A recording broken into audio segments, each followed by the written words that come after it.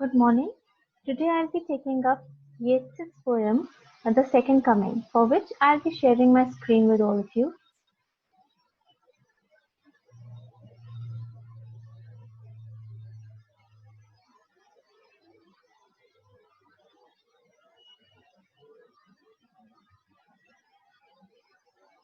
W.B. Yeats's The Second Poem, The Second Coming, is one of the most relevant poems by W.B. Yeats. And some of the most important points about the poem that we need to remember are that thematically and symbolically the poem is important.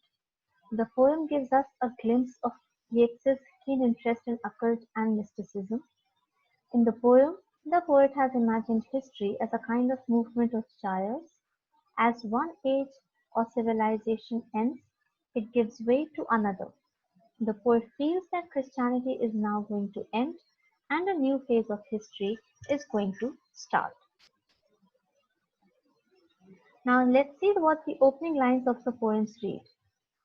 Turning and turning in the widening gyre, the falcon cannot hear the falconer. In the very opening lines of the poem, we are introduced to terms like gyre, falcon, and the falconer. Now, what is the image that the poet has created? The poet here says that there is this spiral, conical currents that are moving. Gyres are spiral conical currents, and they are moving, and at the same time, they are widening. Now, because of their continuous turning, the falcon and the falconer, they have lost control over each other. They are not in touch with each other, and the falcon is not able to hear the falconer. And if the falconer is calling the falcon cannot hear the falconer. Now, the falcon and falconer, they are metaphors that have been used. So, falconer can be understood as human beings, and falcon can be understood as civilization or even nature. So the human beings have lost the control over nature, over civilization, and that is happening because of the continuous turning and the widening of the gyres. This is because one phase or one age or historical age is coming to an end, one civilization is coming to an end, and the other is and the world is entering into the other civilization or age. So what do falcon and the falconer represent? That there is breakdown in communication because the previous lines said that the falcon cannot hear the falconer.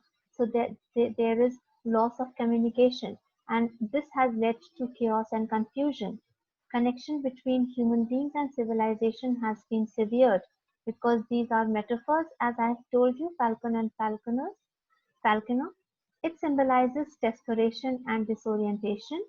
So, disorientation means that humanity has lost its way. It does not know where to go, and there is a sense of desperation, which is represented also through this image. So, the falconer has lost its falcon in the turning motion of the gyres. Now, let's see what the poet has to say further. Things fall apart, the center cannot hold, mere anarchy is loosed upon the world, the blood-dimmed tide is loosed, and everywhere the ceremony of innocence is drowned, the best lack all conviction, while the worst are full of passionate intensity.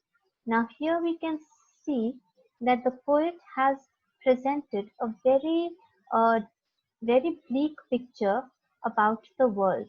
The poet says that things fall apart. This means that there is disintegration. The center cannot hold.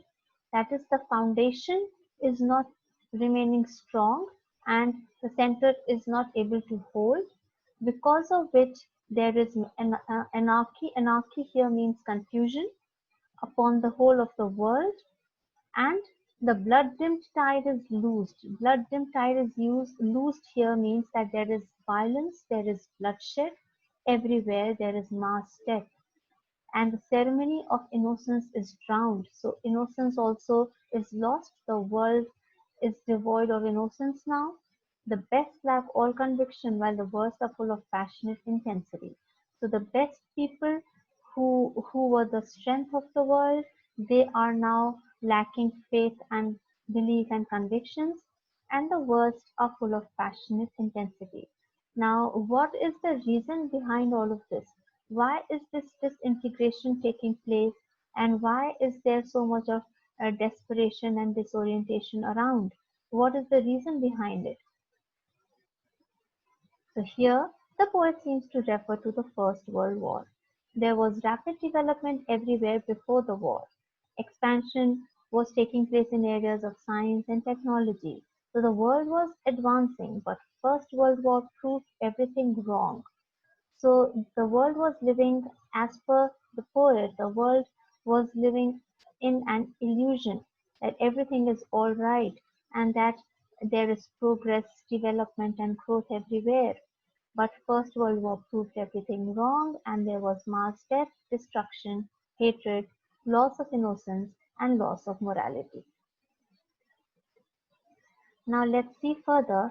Surely some revelation is at hand. Surely the second coming is at hand. The second coming.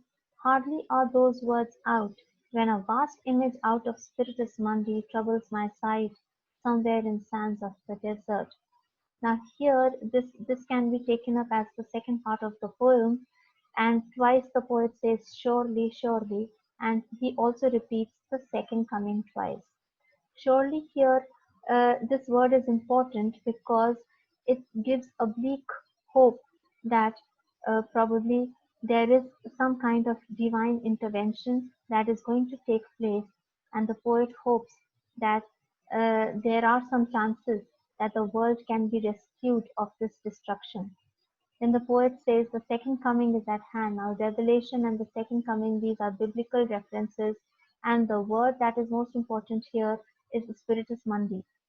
When a vast image out of Spiritus Mundi troubles my sight, the Spiritus Mundi is a reference to the collective unconscious mind of the world, the universal mind. So let's see. In this stanza, three keywords are used, as I told you: revelation, second coming, and spiritus mundi. Now, what does the term revelation suggest? This is an allusion to the biblical book of Revelation in which Jesus returns to earth. What does the term second coming reveal? Second coming was promised by Christianity, during which Jesus Christ is supposed to return to the earth. And what is meant by spiritus mundi? It means the world spirit, or the universal mind, or the collective unconscious that binds all human beings together. So the poet says, when the poet says that surely some revelation or second coming is at hand, the poet here feels that just as Jesus Christ returned to the earth to save the world, similarly this time there is going to be some divine intervention and God is going to save the world. And but what emerges out of spiritus mundi, what emerges out of this world spirit, is something very disappointing also, and nightmarish as well. So the word surely reveals that some divine intervention is expected, but the poem instead of taking a positive turn, moves towards greater destruction, darkness, and anarchy. The grotesque shape and the beastly figure, this is what the poet says coming out of the desert when the poet says the second coming is at hand. And then he goes on to say that what emerges out of Spiritus Mundi is a shape with lion body and the head of a man, a gaze blank and pitiless as the sun is moving its slow thighs, while all about it reel shadows of indignant desert birds. So this is a beastly figure, a grotesque shape which the poet sees, a shape that has lion body and head of a man. This is a reference to Sphinx, an Egyptian shape that was built during Egyptian times.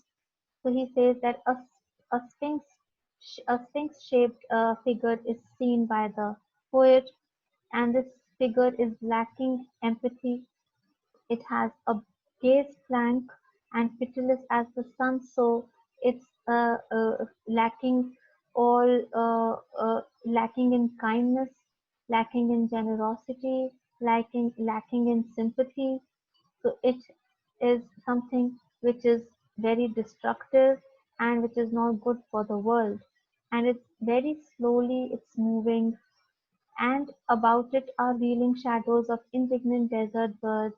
And the shadows of these desert birds again is an ominous sign, an evil sign that the rough beast and these birds suggest that the creature that is arriving this time for the world, this is something which is very evil and destructive, as if something is terribly wrong with nature.